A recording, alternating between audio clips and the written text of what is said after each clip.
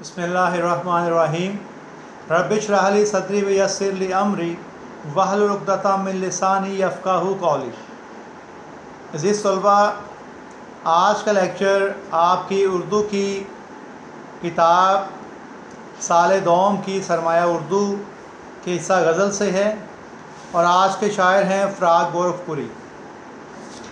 فراق گورکھپوری کا شمار اردو کے نامور شعراء میں ہوتا ہے۔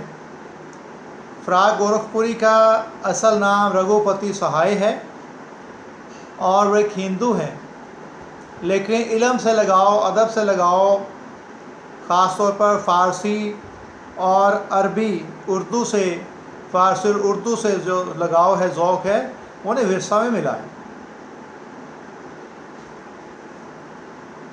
فراق گورکھپوری نے آگرہ یونیورسٹی سے ایم اے انگلش کیا، اور اسی سال انہیں الہ آباد یونیورسٹی میں انگلش کے لیکچرر کی جاب مل گئی۔ ترقی پسند تحریک سے بھی وابستگی رہی ان کی، اور انہوں نے پاکستان کا بھی دورہ کیا ہے۔ فراق گورکھپوری 20ویں صدی کے ادب کے اہم نمائندے مانے جاتے ہیں، اور وہ شاعر کے طور پر اور نقاد کے طور پر جانے جاتے ہیں۔ ان کی چند مشہور تصانیف جس میں شعلہ ساز، مشعل، رمز و کنایات، من آنم، اردو غزل گوئی، گل نغمہ، غزلستان، شعرستان وغیرہ بہت مشہور ہیں۔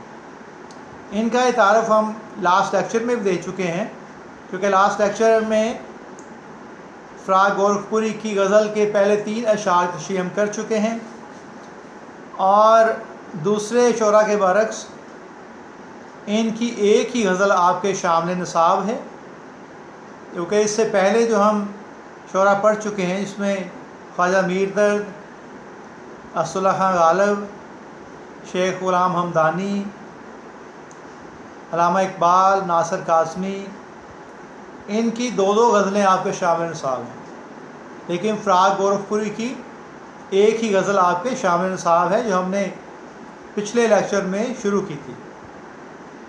تو دوسرے شعراء کی طرح ان کی غزلوں میں بھی آپ کو خارجیت اور داخلیت کا رنگ نمایاں نظر آئے گا۔ میر تقی میر کے انداز بیاں کی طرح ان کی شاعری میں آپ کو اداسی اور رنج، دکھ، افسردگی اور تنہائی کا عنصر ملے گا، اور خوشحالی اور خوشی جو کہ لکھنؤ کی پہچان ہے، رونق، وہ کم نظر آئے گی۔ تو دبستان دلی کی جو فضا ہے وہ ان کی شاعری میں آپ کو نظر آئے گی۔ تو ان کے شعر کا، ان کی غزل کا شعر نمبر 4 ہم پڑھتے ہیں۔ لکھتے ہیں: یہ دنیا کوئی پلٹا لینے ہی والی ہے اب شاید، یہ دنیا کوئی پلٹا لینے ہی والی ہے اب شاید، حیات بے سکوں کے سر میں یہ شوریدگی کب تھی، حیات بے سکوں کے سر میں یہ شوریدگی کب تھی۔ پلٹا لینا، تبدیل ہو جانا، حیات بے سکوں، حیات کہتے ہیں زندگی کو، یعنی بے سکون زندگی، زندگی میں اضطرابی کیفیت کا ہونا۔ شوریدگی کہتے ہیں دیوانگی، پاگل پن۔ تو اس شعر میں شاعر کہہ رہے کہ ایسا لگتا ہے کہ اس دنیا میں کوئی بڑا انقلاب آنے والا ہے، کیونکہ زندگی بے سکون تو پہلے ہی تھی، لیکن اس کی یہ بے سکونی کی جو حالت ہے، جو کیفیت ہے، یہ دیوانگی کی حد تک نہیں پہنچی تھی، یہ پاگل پن کی حد تک نہیں پہنچی تھی۔ تو یہاں ایسا سمجھیے کہ اہل دانش کو یہ کمال حاصل ہوتا ہے کہ وہ کائنات میں ظاہر ہونے والے بعض آثار اور شواہد کو دیکھ کر آنے والے حالات کا اندازہ کر لیتے ہیں، اور اکثر ان کے اندازے ٹھیک ہوتے ہیں۔ جس طرح سے اگر فضا میں حبس بہت زیادہ ہو تو اس کیفیت کو دیکھ کر یہ اندازہ لگایا جاتا ہے کہ طوفان آئے گا، آندھی آئے گی یا بارش آئے گی۔ اس طرح سے ظلم و ستم حد سے بڑھ جائے تو انقلاب آتا ہے، ظلم مٹ جاتا ہے، ظلم بڑھتا ہے تو مٹ جاتا ہے۔ تو فراق گورکھپوری بھی ایسی ہی بات کر رہے ہیں کہ دنیا میں بے سکونی، دراصل دنیا کی ہر کائنات کی ہر چیز کو ایک تغیر ہوتا ہے، تغیر رونما ہوتا ہے، کوئی چیز ساکت یا ساکن نہیں، ہر لمحہ ایک تبدیلی ہوتی رہتی ہے۔ اس لیے سکون تو زندگی میں ہے ہی نہیں، کہ زندگی نام ہی تبدیلی کا ہے۔ اگر پانی کھڑا ہو جائے تو اس میں بدبو پیدا ہوتی ہے، اور رک جانا یہ موت کے مترادف ہے۔ تو کائنات کی ہر چیز کو تغیر حاصل ہے، کوئی نہ کوئی تبدیلی ہوتی رہتی ہے، ہر لمحہ وقت آگے گزر رہا ہے، اسی لیے زندگی میں سکون نہیں ہے۔ تو شاعر کہہ رہا ہے کہ سکون تو پہلے ہی نہیں تھا، لیکن یہ اتنی زیادہ شوریدگی، اتنی زیادہ دیوانگی، پاگل پن دیکھ کر یہ لگتا ہے کہ کوئی بڑا انقلاب آئے گا۔ اس بارے میں حسرت موہانی نے بھی برصغیر کے مسلمانوں پر جب انگریزوں کے ظلم کو بڑھتا ہوا دیکھا تو اس کے تناظر میں انہوں نے کہا کہ اچھا ہے اہل جور کیے جائیں سختیاں، اچھا ہے اہل جور کیے جائیں سختیاں، پھیلے گی یوں ہی شورش حب وطن تمام۔ اور ایک اور ریفرنس لے شعر بڑی چھوٹی بہر کا، ظلم رہے اور امن بھی ہو، ظلم رہے اور امن بھی ہو، کیا ممکن ہے تم ہی کہو۔ تو ظلم اور امن دونوں موجود نہیں ہو سکتے، ایک دوسرے کی ضد ہیں، ظلم اور امن۔ ظلم ہوگا تو پھر امن نہیں ہے، اور ظلم جب بڑھتا ہے تو مٹ جاتا ہے، اس کے بعد امن ہوتا ہے۔ اس طرح سے ہی فراق گورکھپوری بھی اپنے ارد گرد کی دنیا میں پھیلی ہوئی بے چینی، بے سکونی اور ابتری سے یہ اندازہ لگا رہے ہیں کہ اب لگتا ہے کہ اس دنیا کے حالات تبدیل ہونے والے ہیں، یہاں کوئی انقلاب آنے والا ہے، کیونکہ اس دنیا کی بے چینی اور بے سکونی تو پہلے بھی تھی، لیکن اس میں اتنی شدت اور اتنی انتہا پسندی نہیں تھی۔ شاعر کے خیال میں یہ شدت اور انتہا پسندی کسی تبدیلی پر منتج ہے، اور معاشرے کے حالات بالکل ایک الگ رخ اختیار کر لیں گے۔ اس میں شاعر ہمیں یہ بھی درس دے رہے ہیں کہ حالات کی سنگینی سے گھبرانا نہیں چاہیے، یہ کسی نہ کسی انقلاب کا پیش خیمہ ہوتی ہے۔ تو ایک اور شاعر اسی تناظر میں کہہ رہے ہیں کہ دبا سکو تو صدا دباؤ، بجھا سکو تو دیے بجھاؤ۔ دبا سکو تو صدا دباؤ، صدا یعنی آواز، سواد سے، دبا سکو تو صدا دباؤ، بجھا سکو تو دیے بجھاؤ۔ صدا دبے گی تو حشر ہوگا، دیے بجھیں گے تو سحر ہوگی۔ تو اس طرح سے کہ کوئی بھی دیوانگی، جنون کی کیفیت کسی نہ کسی آنے والے انقلاب کا پیش خیمہ ہوتی ہے۔ اور شعر نمبر 5 فراق گورکھپوری کی غزل کا، میرے نغموں نے اے دنیائے غم چمکا دیا تجھ کو، میرے نغموں نے اے دنیائے غم چمکا دیا تجھ کو، تیرے ظلمت کدے میں زندگی کی روشنی کب تھی، تیرے ظلمت کدے میں زندگی کی روشنی کب تھی۔ تو اس میں شاعر دنیا غم جو کہہ رہے ہیں اس کا مطلب ہے دکھوں سے بھری دنیا. دنیا غم، دنیا کے غم، دنیا کے دکھ، دنیا بھری پڑی دکھوں سے. ظلمت قضا کہتے ہیں دکھوں کا گھر، مصائب اور اندھیروں کی اماجگاہ، جہاں بہت سارے مصائب اور مصیبتیں ہوں اس کو کہتے ہیں ظلمت قضا. تو شاعر جو ہے وہ اس دنیا کے غموں کو، دکھوں کو دیکھ کر کہہ رہا ہے کہ اے دنیا غم، اے دنیا تو جو دکھوں سے غموں سے بھری پڑی ہے، تیرے ظلمت قدے میں، تیرے دکھوں کے گھر میں زندگی کا نام نظر نہیں آتا تھا، لیکن میرے نغموں اور میرے گیتوں نے زندگی کی روشنی دکھا دی ہے، پیدا کر دی ہے. شاعر ایکچولی یہ کہنا چاہ رہے ہیں کہ اس عارضی دنیا کے میں غم اور دکھ ہیں، سکون موت کے بعد ہے. اور یہ بھی کہا جاتا ہے کہ مومن کو سکون دنیا میں میسر نہیں. مومن کون ہے؟ اللہ کا سچا مسلمان، سچا بندہ جو اللہ اور اس کے نبی کی تعلیمات پر عمل کرتا ہے، اس کے مطابق زندگی گزارتا ہے. تو کہا کہ مومن کے لیے اس دنیا میں سکون نہیں ہے. اس عارضی دنیا میں صوفیہ اور اہل بصیرت کا بھی یہی خیال رہا ہے کہ دنیا دکھوں اور مصیبتوں کا گھر ہے. دنیا دکھوں اور مصیبتوں کا گھر ہے.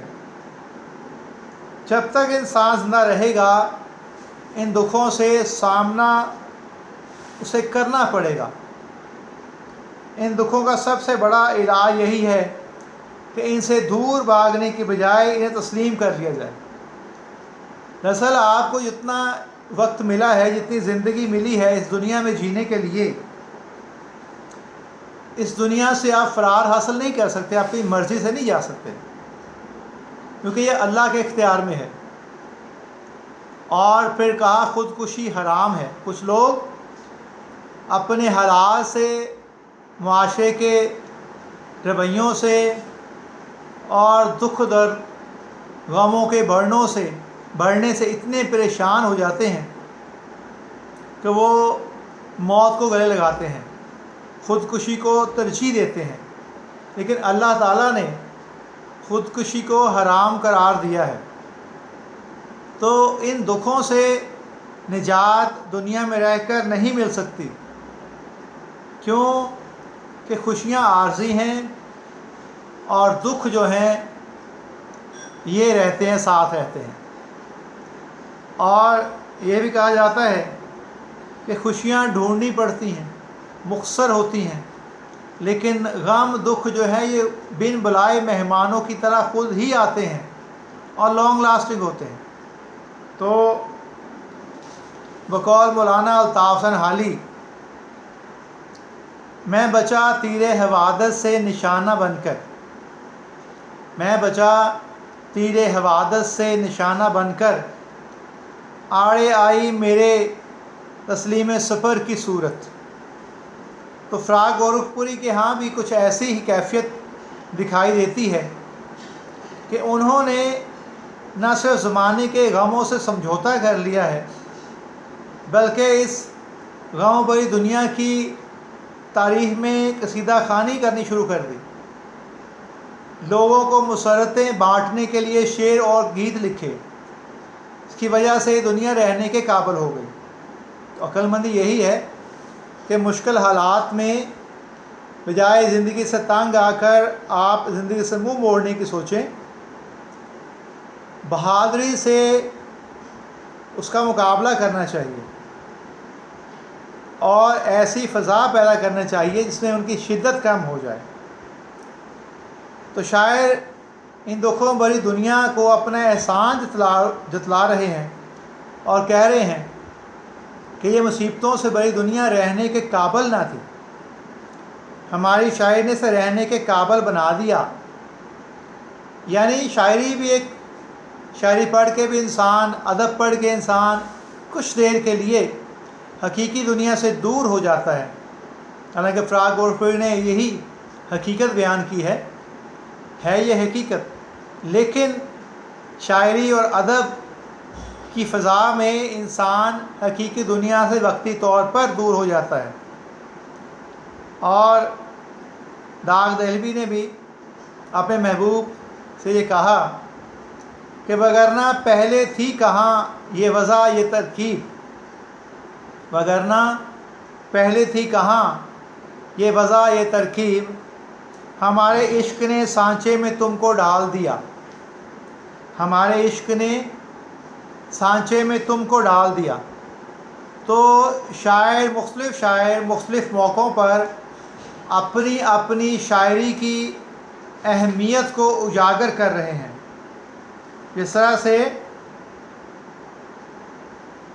خواجہ میر درد کی غزل کا بھی آخری جو مقطع ہے اس میں بھی یہی مفہوم دے رہے ہیں کہ تا قیامت نہیں مٹنے کا دل عالم سے، تا قیامت نہیں مٹنے کا دل عالم سے، درد ہم اپنے عوض چھوڑے اثر جاتے ہیں، درد ہم اپنے عوض چھوڑے اثر جاتے ہیں۔ وہ بھی یہی بات کر رہے ہیں کہ ہم اپنے بعد اپنا جو دیوان چھوڑے جا رہے ہیں، خود تو جا رہے ہیں لیکن دیوان چھوڑے جا، اس کا اثر جو ہے وہ رہتی دنیا تک رہے گا، ختم نہیں ہوگا۔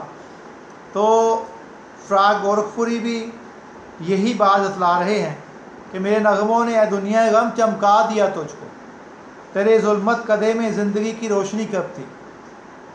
تو اس شعر کے ریفرنس کے لیے ایک اور شعر سنیں، فراق گورکھپوری کا اپنا ہی شعر ہے، گونج اٹھے گلشن ہستی تیرے نغموں سے فراق، گونج اٹھے گلشن ہستی تیرے نغموں سے فراق، وہ غزل چھیڑ جسے سب کہیں ساز حیات، وہ غزل چھیڑ جسے سب کہیں ساز حیات۔ تو شاعری جو ہے یہ ایک طرف تو جذبات کی ترجمانی کرتی ہے، تو دوسری طرف انسان کو بہت ڈھارس بھی بندھاتی ہے اور سبق بھی دیتی ہے، نصیحت آموز شاعری جو ہے۔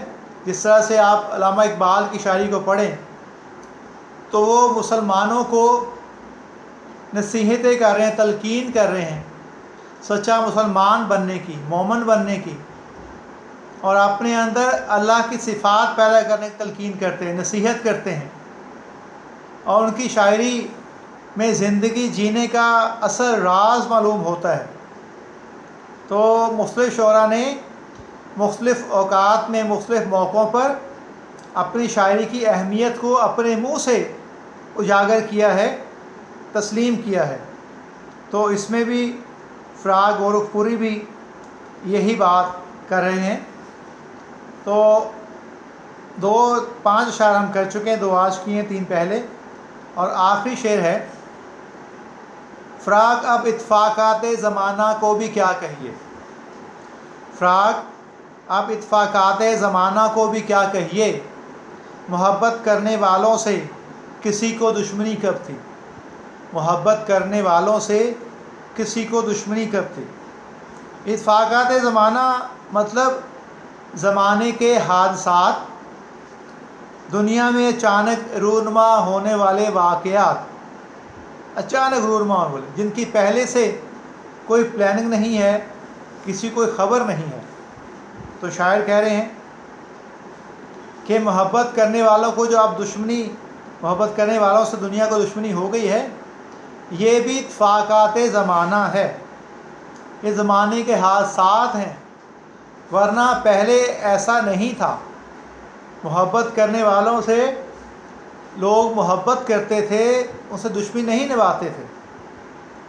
اردو غزل میں شروع سے یہ روایت چلی آ رہی ہے کہ دنیا 2 دلوں کو ملنے نہیں دیتی، یہ عشق کی دشمن ہے، یہ محبت کے پودے کو پروان نہیں چڑھنے دیتی۔ جس طرح سے آپ مختلف داستان محبت پڑھتے ہیں، سنتے ہیں، ان پہ ڈرامے بھی بن چکے ہیں، فلمیں بھی بن چکی ہیں، بہت ہی مشہور لیلا مجنوں، ہیر رانجھا، شیریں فرحات، سسی پنو، مرزا صاحبہ وغیرہ، تو یہ ایسی داستانیں ہیں جن کو پڑھ کے اور ڈرامائی شکل میں دیکھ کر یا فلمایا ہوا ہے ان کی فلم دیکھ کر یہ اندازہ ہوتا ہے کہ پوری زندگی ان کو دنیا نے سکون نہیں کرنے دیا. مختلف سازشیں، کبھی اپنے اور کبھی غیر، مختلف سازشیں کرتے رہے اور محبت کرنے والوں کو اس سے دور کرنے کی بھرپور کوششیں کرتے رہے، اور جب کچھ نہ بن پایا تو ان کی جان تک لینے کے در پہ ہو گئے. کوئی بھی ایسا عاشق نہیں جو اپنی محبوبہ سے ملا ہو، کامیاب محبت رہی ہو اور وہ ہنسی خوشی زندگی انہوں نے گزاری ہو. تو اس شعر میں بھی آپ دیکھیں تو شاعر ایک الگ صورتحال بیان کر رہے ہیں کہ محبت کرنے والوں سے کسی کو دشمنی کب تھی. یہاں پہ دو مفہوم مجھے سمجھ آ رہے ہیں. ایک تو آپ کہہ سکتے ہیں کہ جس طرح مختلف کتابوں میں تشریح کی گئی ہے کہ محبت کرنے والوں سے پرانے زمانے میں لوگ محبت کرتے تھے، ان سے دشمنی نہیں کرتے تھے، لیکن ہم نے جو داستانیں محبت پڑھی دیکھی ہیں اپنی زندگی میں، جو واقعہ دیکھے ہیں، وہ یہ دیکھا ہے کہ دشمنی کرتے ہیں، دوستی نہیں کرتے، محبت نہیں کرتے. تو ایک تو یہ ہے. دراصل میرے سمجھ میں یہ ہے تشریح کہ محبت کرنے والوں سے کسی کو دشمنی کب تھی، کہ جو لوگ محبت کر رہے ہیں. کبھی کوئی عاشق کسی پہ عاشق ہو جاتا ہے، کسی کو محبوب اپنا بناتا ہے، تو اس سے پہلے وہ اسی دنیا کے باسی تھے، ان کے تعلقات تھے، رشتہ داریاں تھیں، دوست احباب تھے، لوگ ان سے ملتے تھے، بیٹھتے تھے، لیکن ان سے دشمنی نہیں تھی. جو ہی محبت کے راستے پہ انہوں نے اپنا سفر جاری کیا تو وہی سب لوگ جو ان کے ہمدرد، دوست، رشتہ دار تھے، شروع میں تو ان کو سمجھانے، نصیحتیں کرنے لگے کہ راستہ بڑا کٹھن ہے، اس راستے میں مت چلیں، مشکلات ہی مشکلات ہیں، اس کا کوئی خوشی کا کوئی اینڈ نہیں ہے. لیکن آہستہ آہستہ وہ ان کے دشمن بن گئے، کچھ ان کے رقیب بن گئے، ان کی جان لینے کے در پہ ہو گئے. تو یہ تشریح مجھے سمجھ آ رہی ہے کہ محبت کرنے والوں سے کسی کو دشمنی کب تھی. ہیر رانجھا، لیلا مجنوں کی آپ جو قصے پڑھتے ہیں، تو جب تک وہ اس سے محبت میں گرفتار نہیں تھے، اپنے پرائے سارے ہی ان سے محبت کرتے تھے، دوستی تھی، ایک تعلقات تھے، اچھے تعلقات تھے، ان کے ہمدرد تھے. لیکن جو ہی وہ محبت کے راستے پہ چلے، عشق کے میدان پہ قدم رکھا، تو سارے ہی ان کے خلاف ہو گئے، ماحول ہی ان کا، فضا ہی ان کے خلاف ہو گئی، اور کسی نے بھی کبھی کسی عاشق کو کامیاب نہیں ہونے دیا، اس کو اپنے محبوب سے ملنے نہیں دیا. مختلف سازشیں کی. شیریں فرحات قصہ دیکھ لیں کہ شیریں بادشاہ وقت کی بیٹی تھی، فرحات ایک مجسمہ ساز تھا اور مجسمے بنایا کرتا تھا پتھر کو کاٹ کر. جب شیریں کے باپ کو پتہ چلا تو اس نے فرحات کے سامنے ایک شرط رکھ دی کہ تم مجسمے بناتے ہو، پتھروں کو کاٹتے ہو، تو اگر تم شیریں سے شادی کرنا چاہتے ہو تو پتھروں کے پہاڑوں کو کاٹ کر دودھ کی نہر بہا دو. تو لکھا ہے کتابوں میں کہ وہ دن رات اس لگن کے ساتھ کام کرنے لگ گیا کہ اپنا کام مکمل کرنے پر اسے شیریں مل جائے گی، اس سے محبت جو کرتا ہے. لیکن وہ دن رات ایک کر کے اس نے نہر بہا دی، اور جو ہی بادشاہ کو پتہ چلا، شیریں کے باپ کو، کہ اس نے نہر بہا دی، یہ کامیاب ہو گیا ہے، اب مجھے اپنا وعدہ پورا کرنے پڑے گا، تو اس کو فوری ایک پیغام بھیجا کسی کے ہاتھ کہ یہ تم کیا دن رات ایک ہی کام میں لگے ہوئے ہو، اتنے مشکل کام میں، جس کے لیے تم یہ کام کر رہے ہو اس کی تو کہیں اور شادی ہو گئی، فرحات دل برداشتہ ہو گیا، مایوس ہو گیا، اور اسی نے جس پیشے سے پہاڑ کاٹے تھے اسی کو اپنے سر پہ مارا، خودکشی کر لی۔ تو ہم یہ دیکھتے ہیں کہ دنیا والے ملنے نہیں دیتے۔ تو اس میں شاعر جو کہہ رہا ہے کہ محبت کرنے والوں سے کسی کو دشمنی کب تھی۔ ایک طرف دیکھا جائے تو رومانوی لوگوں قصے کہانیاں لوگ مزے لے لے کر پڑھتے ہیں، بڑے شوق سے سنتے ہیں، دیکھتے ہیں، اور ان کو یاد بھی ہیں۔ انہیں جو فلمیں اور ڈرامے بنائے ہیں ماڈل کے طور پر لوگوں کو سامنے پیش کیے جاتے ہیں، وہ بھی یہ بتاتے ہیں کہ لوگ اتنے شوق سے، پیار سے، محبت سے دیکھتے ہیں اور ان کو یاد کرتے ہیں، لیکن ان لوگوں کو جو محبت کے راستے پہ چلتے ہیں انہیں سکون سے جینے نہیں دیتے۔ تو اس شعر کے ریفرنس کے لیے آپ جو شعر لکھیں گے، ہمیں کوئی غم نہیں تھا غم عاشقی سے پہلے، ہمیں کوئی غم نہیں تھا غم عاشقی سے پہلے، نہ تھی دشمنی کسی سے تیری دوستی سے پہلے۔ تو آج کا لیکچر ہم یہیں ختم کرتے ہیں۔ نیکسٹ تک کے لیے اللہ حافظ۔